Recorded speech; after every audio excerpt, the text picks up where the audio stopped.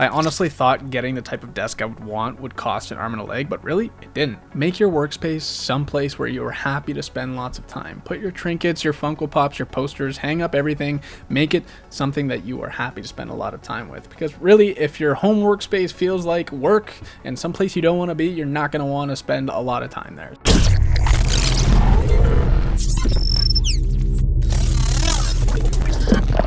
What is up, my friends? It is Dan here from Instillment, and I hope you all are doing really well.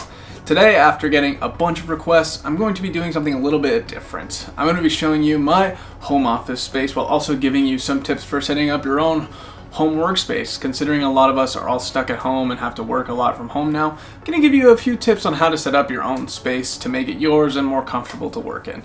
But before we hop into that, if you enjoy our content and enjoy this video, please consider subscribing and giving us a thumbs up on the video. It really does help us out.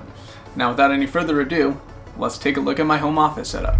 Alright, so first things first, arguably the most important part of this whole setup is the desk itself, and that's my first piece of advice for you, is get yourself a desk that's nice and spacious and comfortable, but also fits in your workspace.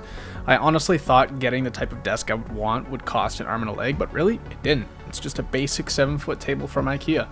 You can get these for about, $60, and then the legs cost about $5 or $10 each. So really, it's not too expensive at all. Now, it's not solid wood, but it does do the job with the proper support. Now, the drawer unit was actually more expensive than the table itself. That one came in at about $100, but I thought it would be really important, one, for stability, to be able to hold up my actual computer, and then for storage space. I mean, drawers are obviously really important to keep your stuff organized, so I can't recommend enough getting yourself a nice drawer, especially if you're going to be holding up a PC. Now, another really important thing to have in your home setup is a really good quality chair. I can't stress this enough. If you're someone like me who spends more than 5 hours a day sitting at their desk, trust me when I say you need a good quality chair. Before I got this chair, I was having tons of back problems and neck pain, so it's worth getting yourself a good chair that is really nice quality and provides you the back support and neck support you need. Now, the chair I'm currently rocking is an 8K racing chair, but you can find any kind of gaming chair like this at Canada Computers or any kind of tech or furniture store. They range anywhere from $300 to $600 for a good quality one, but like I said, trust me, if you spend a lot of time sitting down, you want to get a good chair. It's so important. Now let's talk about the reason you're probably all here, my PC setup.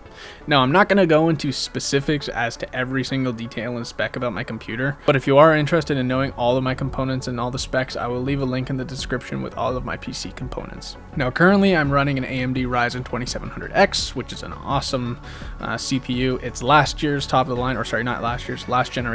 of the line, so you can get them for pretty cheap now because they're in their last run, but I've had no problems with that. It's done everything I needed to do. As for graphics card, the graphics card probably the other most important part of my setup. I'm running the NVIDIA GeForce RTX 2070 Super, which is a beefy graphics card, and it's super good. It flies through any kind of game. I can run at max settings, as well as rendering for editing and photos. It just breezes through them. So if you are heavy into either gaming or video/photo editing, get yourself a nice graphics card. It will pay off in the long run.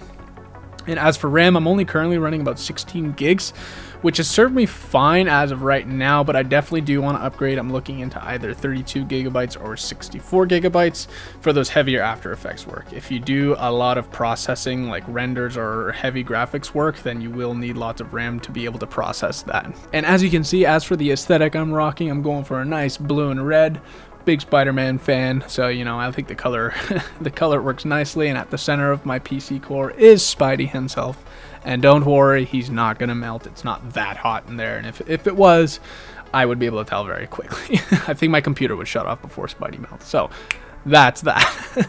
Now let's talk about monitors.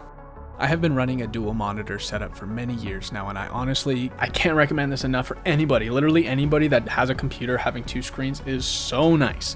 And the reason being, it just makes multitasking so much easier. You don't have to minimize and forget what you have running in the background. I just have all of my background tasks running on my second screen. So that's music, any kind of file management or anything like that on the second screen, and obviously on the main screen is whatever I'm currently working on, whether it be my game or if I'm editing or anything like that. Having two screens really does make things a lot more streamlined, and it looks pretty badass. Come on, let's not deny it. Now you can run 2 screens on pretty much any setup. You don't need to have a PC or a crazy laptop. Literally anything with an HDMI cable, you can run dual monitors. Like for the longest time, I was running dual monitors with my laptop, feeding an HDMI to a 24-inch screen. That's all you need, and it's really easy, and it looks super clean, and you know, it really helps out in the workflow. Now currently my monitor setup, I'm running a Gigabyte Aorus. It's a 2K resolution display, which is the sweet spot. 4K can really damper your, well, not damper, 4K can really slow down your processes, especially if you're gaming. And if you want just like a sweet spot between high resolution and responsiveness, 2K is the way to go.